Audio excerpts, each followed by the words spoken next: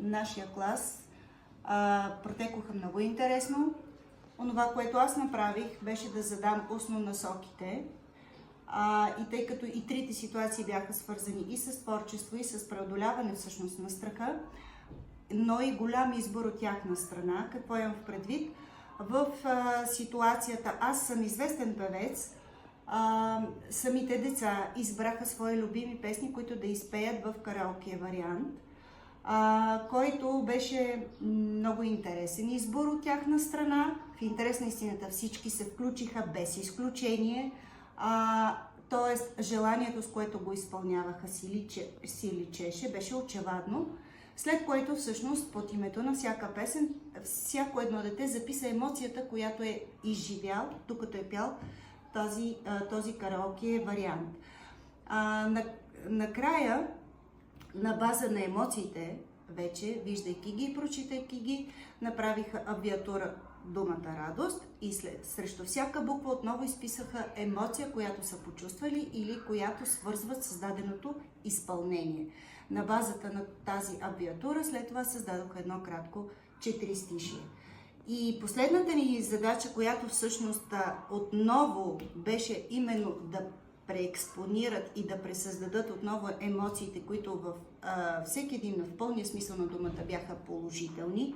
Нямаше нищо необичайно или пък тревожно, може и да са били напрегнати, но не и в смисъл стресирани, по-скоро от вълнение, преживяно по време на караоке и съответно емоциите, които ги връхлитаха.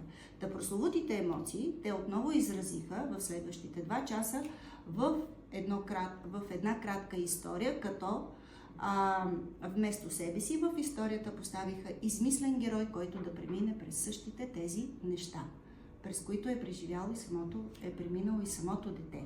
Общо взето съчиненията са много обнадеждаващи. Нямаше герой, който да не се е справил с предизвикателствата, които са му били поставени в началото, и всички герои след това станаха много известни в своята сфера.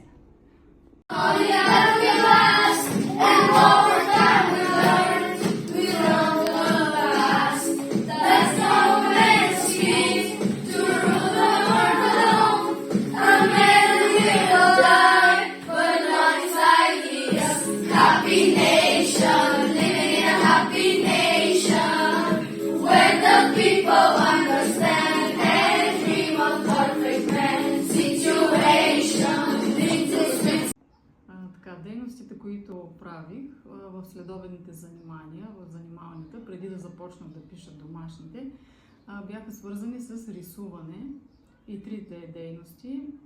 Първата от които беше музикална рисунка. Пуснах им една музика и на базата на нея те трябваше да изразят някакви емоции, преживявания, нещо, което се е случило с тях или примерно какво си представят, като слушат музиката. Така използвах по-драматична музика, за да мога да предизвикам в тях някакви интересни емоции. Всички се спуснаха така с голямо желание да работят. Интересни неща направиха. За всеки беше индивидуално преживяване и различни рисунки се получиха.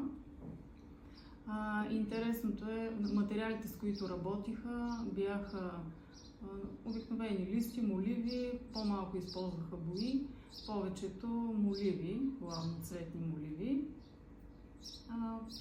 Рисунките, които нарисуваха, бяха, например, цветен град с шарени цветове, но се случва нещо драматично, например някаква буря и тя убива цветовете. Общо взето, нещата, които показаха техни лични преживявания, например как едно дете пада във водата и се случва нещо рисковано, например, или война. Едно от момчета беше нарисувало война, Втората световна война беше предизвикала такива емоции в него музиката. Или неща, например, свързани с чудати същества или неща, които са видяли във филмите, ги изразяват. Идеята беше да поемат риск, да изразят с думи това, което са нарисували. повечето от тях не се притесняваха да изкажат, дори напротив, радваха се да обяснят това, което са нарисували с голямо желание.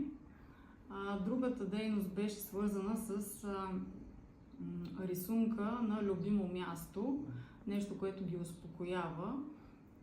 За целта използвах по-спокойна музика, по-релаксираща музика и да си представят места, където са били, където им е било интересно, спокойно, за да се отпуснат. Преживяване свързано с стреса. Повечето нарисуваха море, природни пейзажи с бои, главно, с темперни бои. Също се получиха интересни неща.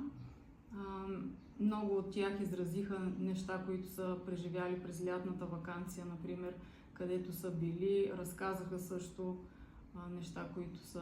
места, които са посетили. Също така едно от децата нарисува една ръка, на която на 5 пръста изобрази лица, които представляваха нейните родители, баба, дядо, брати и всъщност, че те са били някъде заедно. Идеята е да покаже как семейството закриля детето, един вид те се чувстват сигурни в компанията на родителите си. И третата дейност беше творческият художник. За целта направих презентация за един от известните художници Пабло Пикасо. Показах как той изразява себе си в картините и по този начин те да се почувстват художници и да нарисуват един вид дневник или преживяване на това, което каквато идея имат да изразят на белия лист. Също направиха интересни неща, най-вече дейности, които са любими, изобразиха футбол, например, момчетата нарисуваха неща, които са преживели в училище.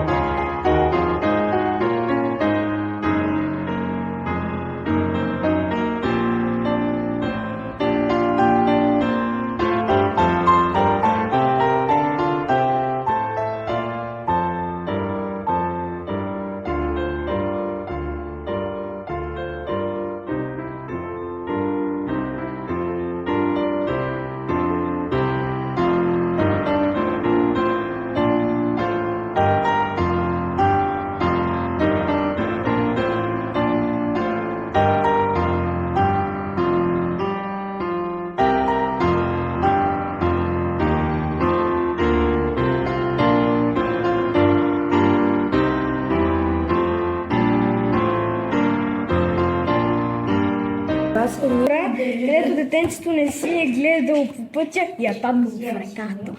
Аз изобразих на листа град, в който вали гръмотевична буря. А градът защо е в светли цветове? Бил е шарен град, обичала светните цветове Но изведнъж е дошла буря. и развалила цветовете.